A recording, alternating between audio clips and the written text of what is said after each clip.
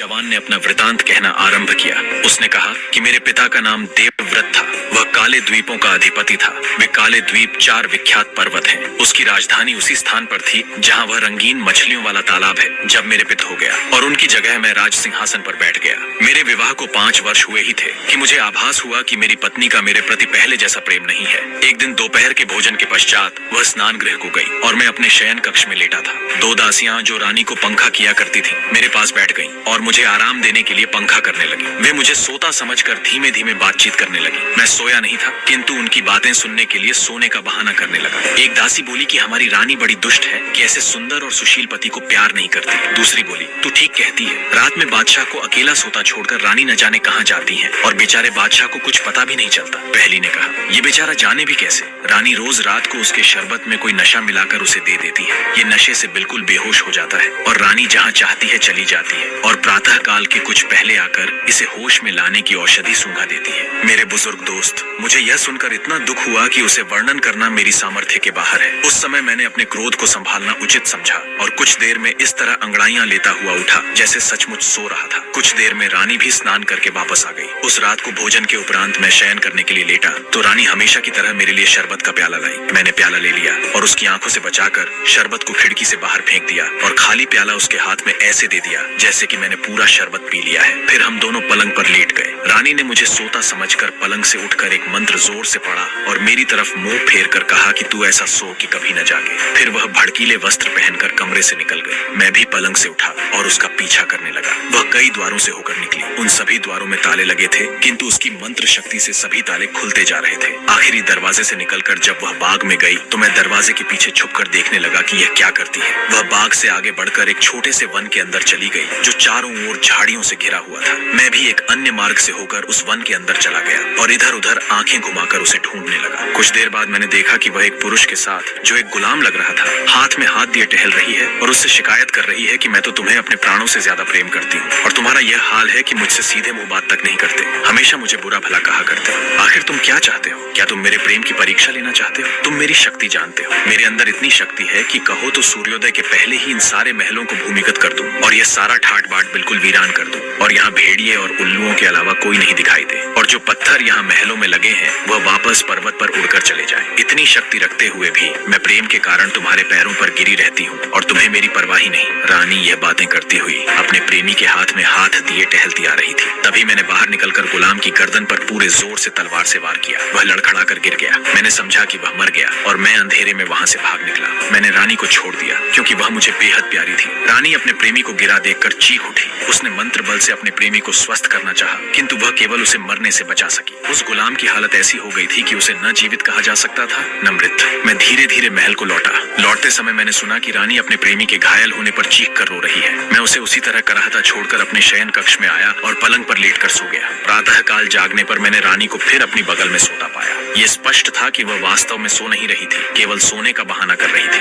मैं उसे यूं ही छोड़कर उठ खड़ा हुआ और राजसी वस्त्र पहनकर अपने दरबार को चला गया। जब दिन भर राजकाज का कार्य निपटाने के बाद मैं अपने महल में आया तो देखा कि रानी ने काले वस्त्र पहन रखे हैं और अपने बिखरे हुए बालों को नोच रही है। मैंने उससे पूछा कि यह तुम कैसा व्यवहार कर रही हो? वह बोली, बादशाह सलामत, मुझे क्षमा करें, मैंने आज 3 शोक समाचार पाए हैं, इसीलिए काले कपड़े पहनकर मातम कर रही हूँ। मैंने पूछा कि वे कौन से समाचार हैं तो उसने बताया कि मेरी माता का देहांत हो गया, मेरे पिताजी एक युद्ध में मारे गए और मेरा भाई ऊंचाई से गिरकर मर गया। मैंने कहा, समाचार बुरे हैं लेकिन तुम्हारे इस प्रकार मातम करने के लायक नहीं है। फिर भी वे तुम्हारे संबंधी थे और तुम्हें उनकी मृत्यु का शोक होना ही चाहिए। इसके बाद वह अपने कमरे में चली गई और उसी प्रकार रोती पीटती रही। मैं उसके दुख का कारण जानता था, इसलिए मैंने उसे समझाने बुझाने की चेष्टा भी न की। 1 वर्ष तक यही हाल रहा। फिर उसने कहा कि मुझसे दुख नहीं संभलता, मैं एकांत में एक इमारत बनवाकर उसमें रात दिन रहना चाहती हूँ। मैंने उसे ऐसा करने की भी अनुमति दे दी। उसने एक विशालकाय इमारत बनवाई जो यहाँ से दिखाई देती है और उसका नाम शोकागार रखा। जब वह बनकर तैयार हुआ तो उसने अपने घायल प्रेमी को वहाँ लाकर रखा और स्वयं भी वहाँ रहने लगी। वह दिन में उसे एक बार कोई औषधि खिलाती थी और जादू मंत्र भी करती थी। फिर भी उसे ऐसा प्राणघातक घाव लगा था कि औषधि और मंत्रों के बल पर उसके केवल प्राण अटके हुए थे।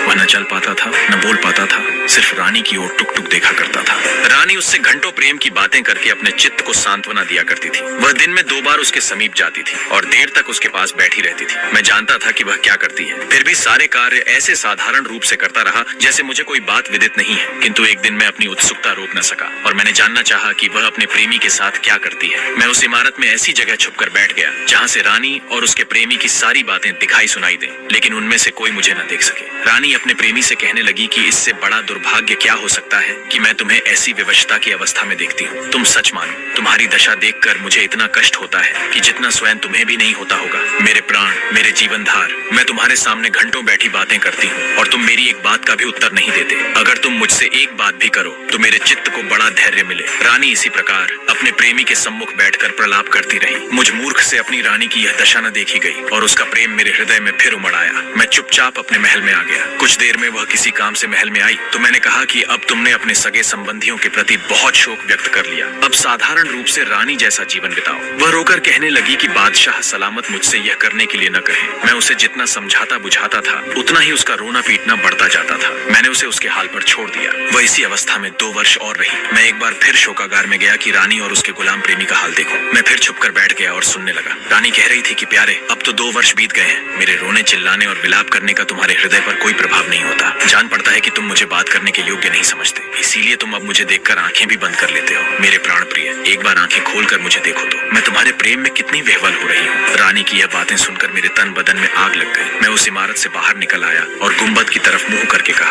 ओ गुम्बद, तू इस स्त्री और उसके प्रेमी को जो मनुष्य रूपी राक्षस है, उन्हें निकल क्यों नहीं जाता? मेरी आवाज सुनकर मेरी रानी जो अपने प्रेमी के पास बैठी थी क्रोधांध होकर बाहर निकल आई और मेरे समीप आकर बोली, दुष्ट, तेरे कारण ही मुझे वर्षों से शोक ने जकड़ रखा है। तेरे ही कारण मेरे प्रिय की ऐसी दयनीय दशा हो गई है और वह इतनी लंबी अवधि से घायल पड़ा है। मैंने कहा, हाँ, मैंने ही इस कुकर्मी राक्षस को मारा है। ये इसी योग्य था और तू भी इस योग्य नहीं कि जीवित रहे, क्योंकि तूने मेरी सारी इज्जत मिट्टी में मिला दी है। यह कहकर मैंने तलवार खींच ली कि तभी उसने कुछ ऐसा जादू किया कि मेरा हाथ उठ ही न सका। फिर उसने धीरे धीरे कोई मंत्र पढ़ना आरंभ किया जिसे मैं बिल्कुल न समझ पाया। मंत्र पढ़ने के बाद वह बोली, अब मेरे मंत्र की शक्ति देख। मैं आज्ञा देती हूँ कि तू कमर से ऊपर जीवित मनुष्य रहेगा और कमर से नीचे पत्थर बन जाएगा। उसके इतना कहते ही मैं वैसा ही बन गया जैसा उसने कहा था, अर्थात मैं न जीवित लोगों में रहा न मृतकों में। फिर उसने शोकागार से उठवाकर मुझे इस जगह लाकर रख दिया। उसने मेरे नगर को तालाब बना दिया और वहाँ एक भी मनुष्य नहीं रहने दिया। मेरे सभी दरबारी प्रजाजन मेरे प्रति निष्ठा रखते थे। उसने उन सबको अपने जादू से मछलियों में बदल दिया। मैं जिन 4 काले द्वीपों का राजा था,